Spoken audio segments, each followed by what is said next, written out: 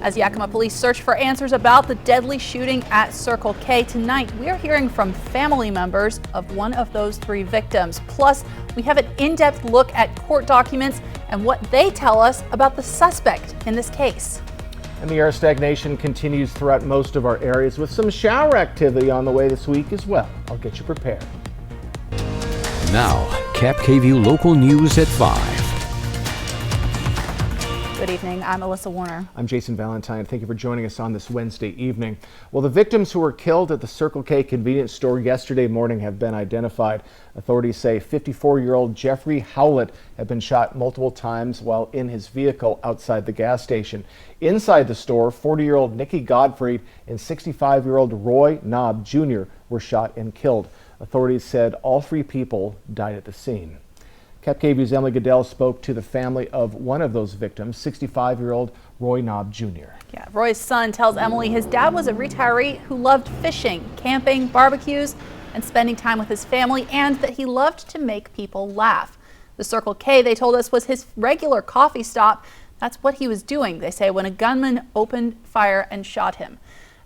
Roy's niece tells us her uncle was the kind of person who could make anyone feel loved and that they don't know what to do now that he is gone. Nobody prepares you, for this, especially when it happens unexpectedly. And, we don't know, when things are going to happen like this.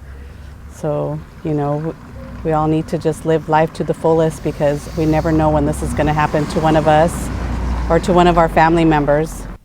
We're going to hear more from the family coming up tonight on Cap KVUE Local News at 6. And one of the hardest things about all of this has been that so far the violence appears to be random.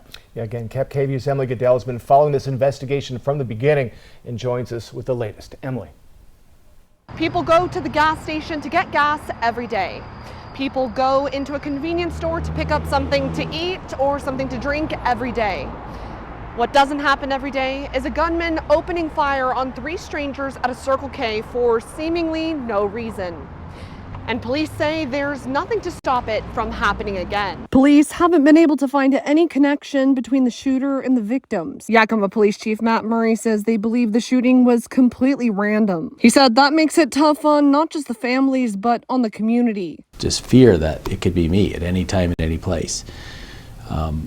There's a lot of discussion already about defense. People aren't going to want to hear this, but there's not much these people could have done to protect or defend themselves. It was just so quick, and I think that's hard. I think it's hard for people to hear that because it increases their own fear. We'll have more on this story coming up, and of course, we'll continue to keep you updated on our website, yaktrinews.com.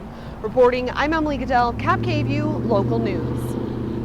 Thanks, Emily. And tonight we do know now what led police to believe that 21-year-old Jared Haddock was the suspect in this case.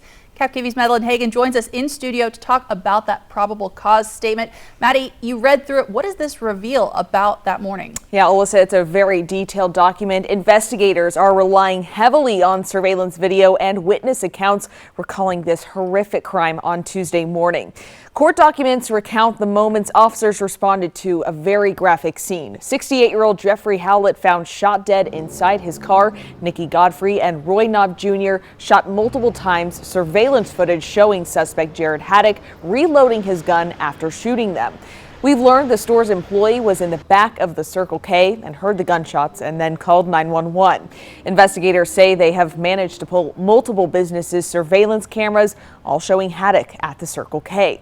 Then, just after 7 a.m., Haddock's mother called police, believing her son was responsible. She said he had texted her at 3 a.m. saying he locked his keys inside his car. Documents state Haddock could have access to a weapon that could, quote, kill a lot of people. Then late Tuesday morning, authorities were still unsure of Haddock's whereabouts.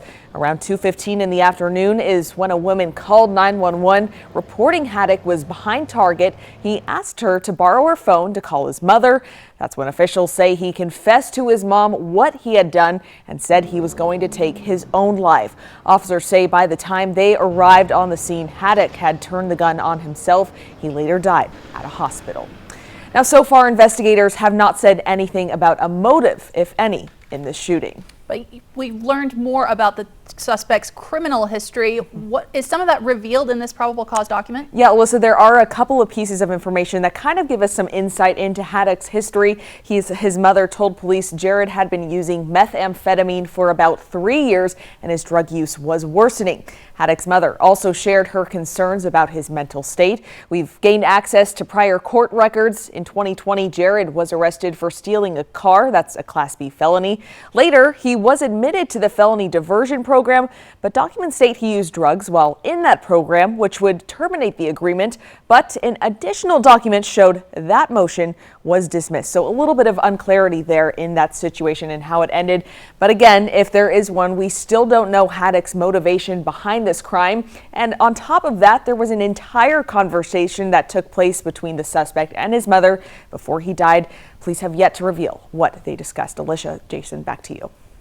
Thanks, Maddie. Now, it has been a disturbingly violent start to the year all across America. The Gun Violence Archive reports 40 mass shootings. Those are involving 4 or more victims in the past 25 days. The Gun Violence Archive has recorded 6 mass murders with 4 or more victims killed so far in 2023.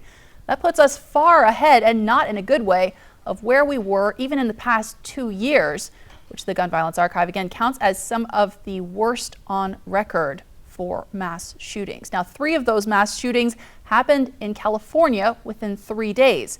In one instance, 7 people were killed at mushroom farms in Half Moon Bay on Monday. The San Mateo County Sheriff's Office arrested a 66-year-old suspect in a substation parking lot shortly after the shootings. Today, he appeared in court facing multiple charges, including 7 counts of murder.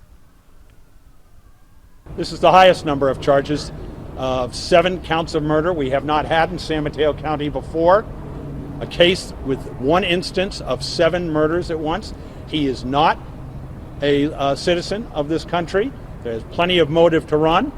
For that reason, it was to me a very straightforward and simple request for no bail. Now, the suspect did not enter a plea to the charges against him. He's due back in court February 16th. If convicted, he could be sentenced to death, although California's governor has issued a moratorium on executions while he is in office. Goodness. There's a lot of violence out there. A lot of violence, and just such tough news, especially for a community as Yakima, as small as Yakima. So yes.